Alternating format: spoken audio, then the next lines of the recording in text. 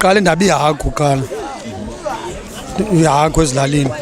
Fika eKapa ndaba kwanto esevenkileni. Qala kwichocolate yotsho.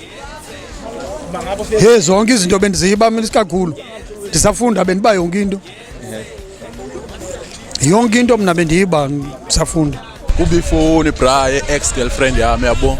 It was unnecessary for mna ndibe phone, but that time I was desperate. And tonight yazi bakazi uyazi bithathwe because asiwaninzi endlini ngala xesha ndayiba ifoni yakhe. Which kwanzima umxelela bayibiwe ndimi. Hey ndabi inhloko yabona ke inhloko le uSmile pha emakhaya utyiwa ngodada kodwa uqoqwa ngamakhwenkwe ndayiba ndimkanda ekhaya kakhulu. So iyona nto ke ndingazange ndiyibanjelwe ke le utata wenelungelo ndibambisa kuba ibalekile inhloko kudala.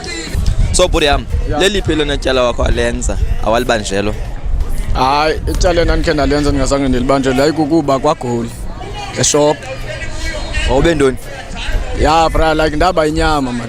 Nxaki ndanditshile ndandirhalela inyama ngela xesha and ndabe ndizihlalela. So narhalela nje inyama. Wena mama leliphi tyala wakho alenza awalibanjelo? Uzosikhangatha amapolisa ke ngoku.